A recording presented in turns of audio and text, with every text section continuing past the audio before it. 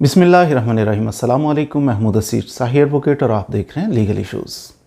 आज जो legal issue discuss करेंगे वही है कि इचरा के अंदर एक फ़ीमेल थी, उन्होंने ड्रेसिंग की हुई थी जिसके ऊपर जनाब कैलीग्राफी कुछ लिखा हुआ था अरबिक लैंग्वेज में, कोई लफ्ज़ था बार बार लिखा हुआ जिसका मतलब था ब्यूटी, तो खूबसूरत, इस तरह का मीनिंग था और बार बार डिफरेंट कलर्स के अंदर उसकी पूरी शर्ट के ऊपर लिखा हुआ था।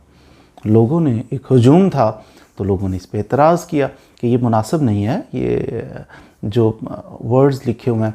बाज़ लोग इसको कहते हैं कि नहीं जी, उन्होंने कहा कि कुरानिक वर्ड्स कोई लिखी हुई है, कोई कुरान का हरफ लिखा हुआ है। किसी ने कहा नहीं जी, अरबिक लैंग्वेज लिखी हुई है। तो इस बात को लेके तो जनाब आपको ये नहीं पहनना चाहिए। एतराज़ किया, बात बढ़ी, फिर उन्होंने जनाब हरासा किया उस औरत को, बल्कि उसकी जान को ख़तरा भी हो गया। फिर पुलिस ने इंटरफेरेंस की तो उन्होंने बचा के उसको बाहर निकाला। फिर उनका एक छोटा सा बयान भी आया कि मैं माज़रत खां, माफ़ी चाहती हूँ, मेरी इंटेंशन ऐसी नहीं थी, कि बेअदबी की कोई नीयत नहीं थी। कानून क्या कहते हैं इसके ऊपर, ऐसा होना चाहिए, नहीं होना चाहिए?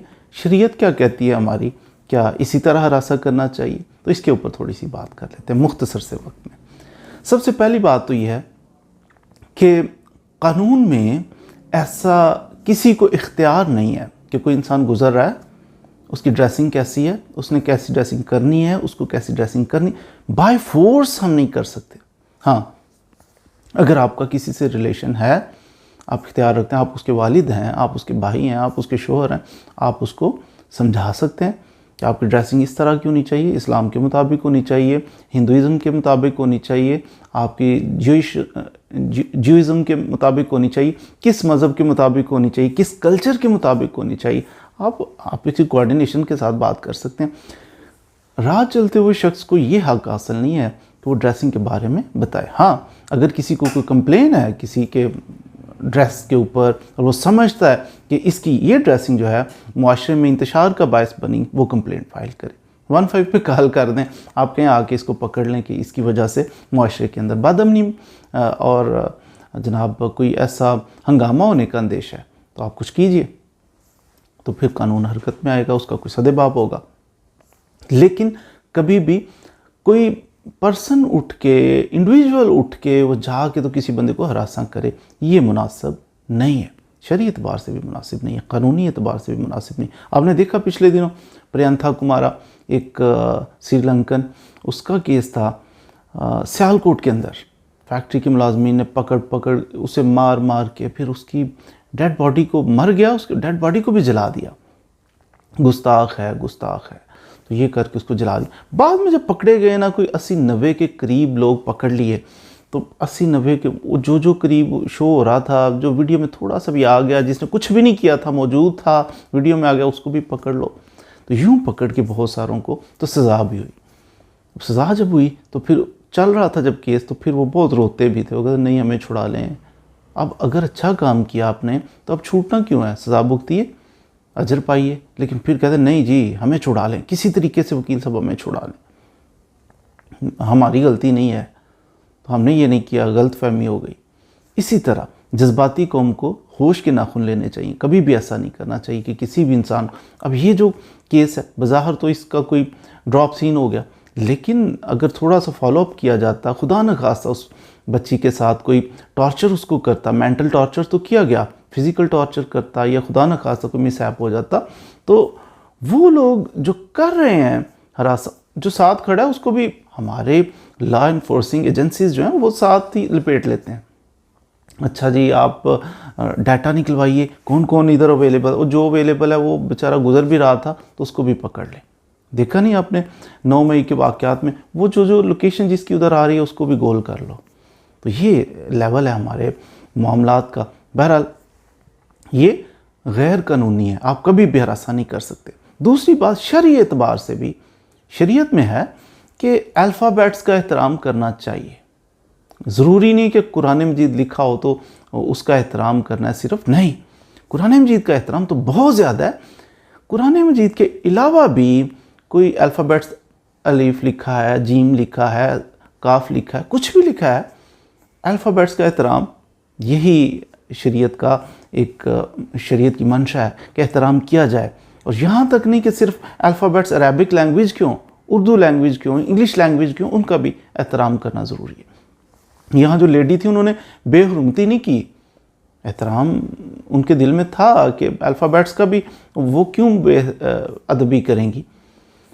लेकिन बाद में आपको अर्ज़ कर रहा हूँ कि अल्फ़ाबेट्स का एहतराम करना है। हाँ, ड्रेसिंग आप किस किस्म की है कि वो पाँव में आ रहा है, आप बैठना भी होता है, आपने बैठते हैं तो नीचे जनाब अल्फ़ाबेट्स, तो ये बेअदबी है, अच्छा काम नहीं है, ऐसी ड्रेसिंग नहीं करनी चाहिए।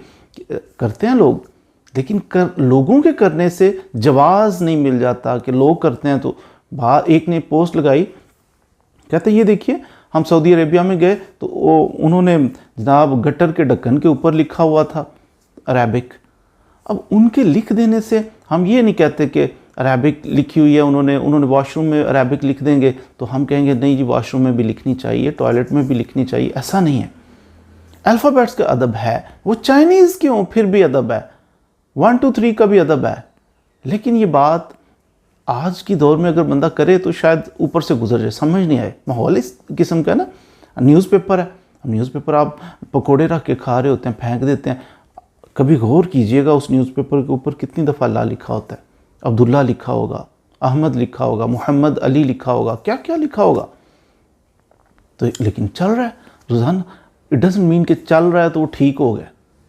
अदब है, कभी भी ऐसी ड्रेसिंग नहीं करनी चाहिए कि जिसके ऊपर बेअदबी का शायबा हो। अल्फ़ाबेट्स का अदब करना है, प्लेन पेपर का भी अदब है। प्लेन पेपर क्यों? क्योंकि इल्म की तरवीज का ये ज़रिया बनता है पेपर, उसमें यूज़ होता है, इस वजह से, इस निस्बत की वजह से उसका भी अदब है। लेकिन पेपर का अदब है, अल्फ़ाबेट्स का अदब है, स्याही का अदब है, लेकिन इन सब चीज़ों से बढ़कर एहतराम में मुस्लिम है कि मुसलमान का अदब, उसका एहतराम इससे भी ज़्यादा है। आप कभी भी किसी को किसी पेपर की वजह से, किसी को इंक की वजह से, किसी को अल्फ़ाबेट्स की वजह से आप उसको मारना शुरू कर दें, आप हरासान करें, परेशान करें, कत्ल कर दें, ऐसा नहीं है। ये भी कम इल्मी की बुनियाद पर होगा। कानून में इसकी इजाज़त नहीं है और शरीयत में भी इसकी इजाज़त नहीं है कि आप किसी इंसान को टॉर्चर करें, किसी को हरासान करें, किसी को परेशान करें, किसी को मर्डर कर दें इस वजह से कि इसने अल्फ़ाबेट्स का एहतराम नहीं किया। अब रोज़ा रखना है, रोज़ा रखना फ़र्ज़ है, कुरान मजीद में वाज़ेह हुक्म है रोज़ा रखने का। किसी ने नहीं रखा तो हमें ये इख्तियार नहीं कि हम जाके उसको मर्डर कर दें। तो इन चीज़ों को समझने की ज़रूरत है। यहाँ पर दो नुकात, एक तो ये कि अल्फ़ाबेट्स का अदब है, वो किसी भी लैंग्वेज के हों, वो उर्दू लैंग्वेज के हैं, वो इंग्लिश लैंग्वेज के हों, उसका भी अदब है। लेकिन काश के इतना शऊर आ जाए हमारे पास के अदब है और क्यों है। इल्म, अंग्रेज़ी में भी इल्म होगा, उर्दू में भी इल्म होगा, अरबिक में भी इल्म होगा, अरबिक का ज़रा ज़्यादा अदब है। अदब तो है, लेकिन इंसान का अदब, इंसान का एहतराम उससे भी ज़्यादा है, अल्फ़ाबेट से भी ज़्यादा है। इस चीज़ को भी पेश नज़र रखना है। यहाँ कभी भी कम इल्मी की बुनियाद पर ये जवाज़ ना आप दें कि जनाब क्या हो गया है, मर्द भी तो लिखते हैं ना, अंग्रेज़ी पीछे लिख देते हैं शर्ट्स के। मर्दों के लिखने से ये अच्छी बात थोड़ी है, उनको भी नहीं लिखनी चाहिए, अवॉइड करना चाहिए। और कोशिश करें कि अगर कोई मिसाल के तौर पर अल्फ़ाबेट्स का अदब नहीं करता तो आप कानून को हाथ में नहीं ले सकते, आप शरीयत को हाथ में नहीं ले सकते, आप उसकी इज़्ज़त को नहीं उछाल सकते, आप उसको हरासा और परेशान नहीं कर सकते। करेंगे तो फिर कानून आपके खिलाफ कार्रवाई होगी, ठीक ठाक कार्रवाई। मैं अर्ज़ कर रहा हूँ कि जो बंदा हरासा कर रहा है, जो परेशान कर रहा है, टॉर्चर कर रहा है, उसके साथ साथ हमारा जो कानून चल रहा है उसके साथ साथ जो पास खड़ा होगा उसके ऊपर भी कार्रवाई हो सकती है। ये बड़ी बाईद नहीं है कि उस पर भी कार्रवाई हो जाए।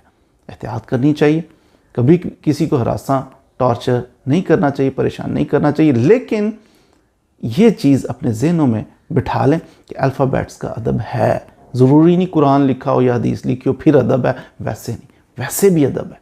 और तमाम लैंग्वेजेस के अल्फ़ाबेट्स का अदब है, करना चाहिए। मज़ीद वीडियोज़ के लिए हमारे साथ रहिए।